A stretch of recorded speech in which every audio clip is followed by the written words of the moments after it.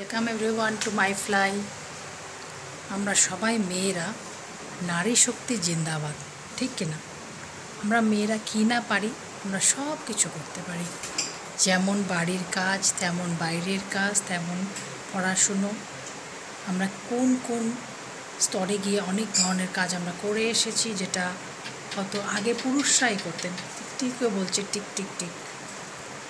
প্রতিটি মেয়েকে নিজের পায়ে দাঁড়ানো খুব জরুরি। সেটা খুব বড় চাকরি কেউ পাচ্ছে না তার জন্য যে আমি নিজের পায়ে দাঁড়াইনি তা নয়। আজকাল অনেক বেসরকারি সংস্থাতে আমরা অনেকেই কাজ করি, আমিও করি একটা প্রাইভেট অর্গানাইজেশনে। তো আমরা সবাই নিজেরা স্বাবলম্বী। আমাদের নিজেদের প্রয়োজনটুকু আমরা মেটাতে পারি, দরকারে পরিবারের পাশে থাকতে পারি, এবং আমাদের সবচেয়ে বড় দরকার, যাদের বাড়িতে শুধু মেয়ে সন্তানই আছে, মেয়েরা যেন ভবিষ্যতে মা বাবার লাঠি হতে পারে। আগে একটা কথা ছিল, ছেলে থাকা মানে সোনার আংটি বেঁকা হলেও ভালো। এগুলো কথা আজকাল আর চলে না। আজকের দিনে একটা ছেলে আর একটা মেয়ে পুরোপুরি সমান, মা বাবার জন্য একই। বিয়ে হয়ে অন্য বাড়িতে চলে যাবে সেই ধারণাটা না রেখে, সে বিয়ে হওয়ার পরে তার যে হাজব্যান্ড থাকবে সেও এই বাড়ির ছেলে হলো, আর সেই মেয়েটি আরেক বাড়ির মেয়ে হলো।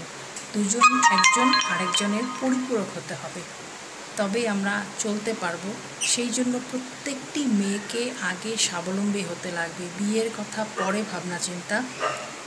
জীবনসাথী তো নিশ্চয়ই চাই, কিন্তু সবার যেন একটাই লক্ষ্য থাকে, নিজের পায়ে দাঁড়ানো। নিজেকে আগে স্বাবলম্বী বানাও, তারপরে গিয়ে আরেকজনের সাহারা হতে পারবো। সবাই ভালো থাকবেন। আমার চ্যানেলটাকে সবাই সাবস্ক্রাইব করবেন।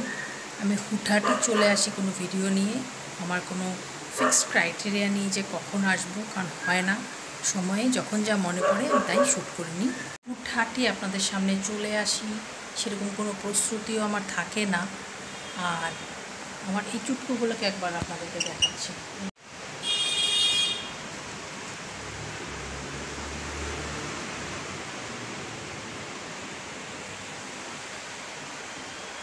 তা আমি কোনো প্রস্তুতি ছাড়া চলে আসি, কোনো সেরকম প্রস্তুতি আমার থাকে না যে আজকে একটা ভিডিও বানাবো। হঠাৎ এখন কাজ করছিলাম, একটা কথা মনে পড়ে গেল। তো প্রত্যেকটা মানুষেরই এই ধরনের চিন্তাভাবনা নিয়ে থাকা উচিত। আর আমি এই জিনিসটা এই জন্যই মনে করি, পরে যেন কেউ পস্তাতে না লাগে। ছাত্র জীবন থেকে সবাইকে যেন এই আমাদের লক্ষ্য থাকে, নিজের পায়ে দাঁড়াতে হবে। যদি কেউ না দাঁড়িয়েছে, জীবনে অনেক কিছু হয়তো পরিস্থিতি তাদেরকে ফেস করতে হয়। তো সবাই ভালো থাকবেন, আমার চ্যানেলটার পাশে থাকুন, সবাইকে উৎসাহ দেবেন নিজের পায়ে দাঁড়ানোর জন্য।